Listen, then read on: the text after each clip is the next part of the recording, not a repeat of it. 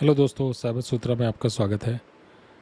आज मैं एक नई रिपोर्ट के बारे में बात करूंगा जो मैंने रिसेंटली पढ़ी। इसका नाम है सिंगल वेंडर सासी रिपोर्ट, और ये गार्टनर नाम के एक एनालिस्ट ने बनाई है। और गार्टनर क्या करता है कि रिसर्च करता है इंडस्ट्री में और बहुत सारे वेंडर्स को कंपेयर करता है एक पर्टिकुलर टेक्नोलॉजी पे, और उनके एनालिसिस को वो एज अ मैजिक क्वाड्रेंट देता है। तो मैजिक क्वाड्रेंट एसेंशली 4x4 का एक क्वाड्रेंट होता है, और उसके अंदर आप वेरियस वेंडर्स को देख सकते हैं डिपेंडिंग ऑन गार्टनर उनका क्या एनालिसिस क्या है। तो ये रिपोर्ट्स मैं इसलिए पढ़ता हूँ ताकि पता चले इंडस्ट्री में क्या चेंज हो रहा है, ताकि हम कुछ सीख के अपना करियर उस तरह से अलाइन कर सकें। तो जो आज हम बात करेंगे, सबसे पहले कि उस रिपोर्ट से मैंने क्या सीखा टेक्नोलॉजी के बारे में, रिपोर्ट के रिजल्ट क्या थे। कि ये दो की चीज़ें हैं जिन पर हम फोकस करेंगे।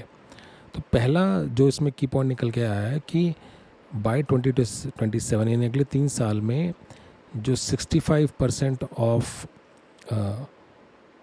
SD-WAN सॉफ्टवेयर डिफाइंड नेटवर्क की परचेज होंगी वो सिंगल वेंडर सैसी ऑफरिंग से होंगी आज की डेट में, जो कि 20% है। और ये सिग्निफिकेंट है, और ये मैं अपने कॉन्टैक्ट्स में भी देख रहा हूँ कि जो नेटवर्क टीम्स हैं वो साइबर सिक्योरिटी सीख रही हैं। ओके, अब ये जानने के पहले मतलब कि मैम क्यों मैजिक क्वाड्रेंट में क्या है, समझते हैं सिंगल वेंडर सैसी क्या है। तो सिंगल वेंडर सैसी वो सारी कैपेबिलिटीज़ हैं जहाँ नेटवर्किंग और सिक्योरिटी की कैपेबिलिटी एक ही कंपनी ऑफर करे यूजिंग क्लाउड इंफ्रास्ट्रक्चर। ओके, तो अगर आप अपनी स्क्रीन पे देख रहे हैं, और नहीं तो आप जब आप ब्रेक लेंगे तो आप देख सकते हैं कि जो ये पूरी टेक्नोलॉजी है सैसी, इसमें दो कंपोनेंट्स होते हैं। एक है नेटवर्क पार्ट जिसमें कंपोनेंट्स होते हैं SD-WAN, WAN optimisation, quality of service, routing, SaaS acceleration, content delivery etcetera. जो सिक्योरिटी पार्ट है उसमें कैपेबिलिटीज़ होती हैं secure web gateway, CASB, zero trust network access, firewall as a service, remote browser isolation, encryption, decryption etcetera.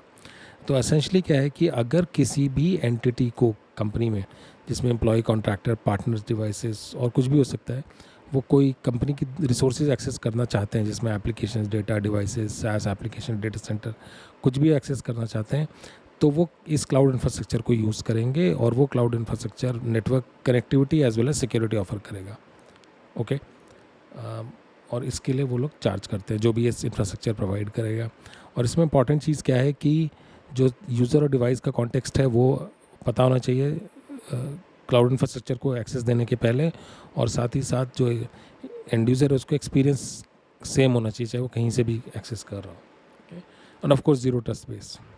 तो इसमें अगर मैं capabilities की बात करूं, तो जो कोर कैपेबिलिटीज़ हैं, तो गार्टनर ने इसको दो कैपेबिलिटीज़ में बांट, कोर और ऑप्शनल। कोर में होते हैं firewall as a service, secure web access, inline SaaS control जिसमें कि एसेंशली मैलवेयर और स्कैनिंग, डेटा सिक्योरिटी, जो कम से कम 3 बड़े SaaS प्लेटफॉर्म्स को सूट करे, SaaS एंटरप्राइज प्लेटफॉर्म्स को, जैसे माइक्रोसॉफ्ट ऑफिस 365 है, सेल्सफोर्स है, गूगल वर्कस्पेस है। उसके अलावा एक ब्रांच अप्लायंस होना चाहिए जिससे कि जो ट्रैफिक है वो स्टीयर हो सके उस लिंक की तरफ जहाँ ज़्यादा परफॉर्मेंस बेटर है, और वो डिवाइस कैपेबल होना चाहिए एप्लीकेशन को डिटेक्ट करने के लिए। एग्जांपल, आप पॉलिसी बना चाहते हैं कि मेरे को यूट्यूब पे सबसे ज़्यादा ट्रैफिक देना है, तो डिवाइस ऑटोमेटिकली वो सारा ट्रैफिक प्रायोरिटाइज करे यूट्यूब के लिए या कोई और एप्लीकेशन के लिए भी। ओके, और इसी डिवाइस पे हम डायरेक्टली कनेक्शन टर्मिनेट कर सके।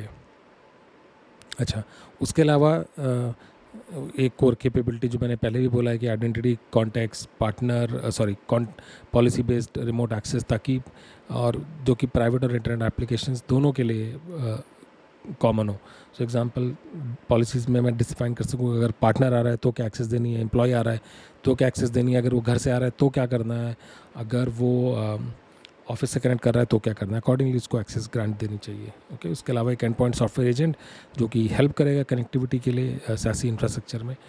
एक सेंट्रलाइज मैनेजमेंट कंसोल होना चाहिए जिससे कि आप सारी कैपेबिलिटीज़ जो हैं मैनेज कर सकें, नेटवर्क की हो चाहे सिक्योरिटी की हो, और साथ ही साथ इसमें API का भी सपोर्ट होना चाहिए, GUI भी होना चाहिए, और कुछ कैपेबिलिटीज़ जो बड़ी इंपॉर्टेंट है जिसमें प्रोविजनिंग हो गया, यानी यूज़र या डिवाइसेस को मैनेज करना, visibility, troubleshooting, reporting, configuration, policy बनाना एक्सेट्रा।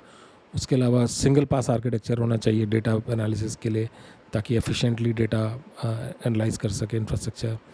पॉइंट ऑफ प्रेजेंस के लिए एक minimum location number of locations होनी चाहिए, एक अप टाइम गारंटीड होना चाहिए, उसके अलावा सिंगल साइन ऑन का सपोर्ट होना चाहिए, और साथ ही साथ लास्ट कोर कैपेबिलिटी है कि कस्टमर्स अपनी पॉलिसी डिफाइन कर सके और उन पॉलिसीज़ को वो इनलाइन मोड में लगा सकें, यानी प्रिवेंटिव मोड में लगा सके। अच्छा, इसके अलावा जो ऑप्शनल कैपेबिलिटीज़ की बात कही है उसमें रिमोट ब्राउज़र आइसोलेशन और नेटवर्क सैंडबॉक्सिंग है।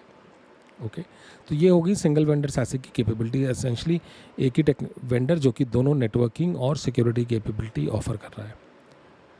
अब अगर मैं रिपोर्ट की बात करूं तो मैजिक क्वाड्रेंट की ये जो रिपोर्ट है पिछली बार आई थी 2023 में फर्स्ट टाइम। तो जब कोई नई टेक्नोलॉजी इवॉल्व होती है तो एनालिस्ट लेट चालू करते हैं और फिर उसके बारे में एनालाइज करते हैं। लास्ट ईयर उसमें पोलो ऑल्टो वेंडर था जो लीडर्स में था। तो एसेंशली मैं एक रिकैप करता हूँ कि जो रिपोर्ट होती है वो 4 क्वाड्रेंट में मैंने बताया था। चैलेंजर्स, लीडर्स, विजनरी और नीश प्लेयर्स होते हैं, और इनको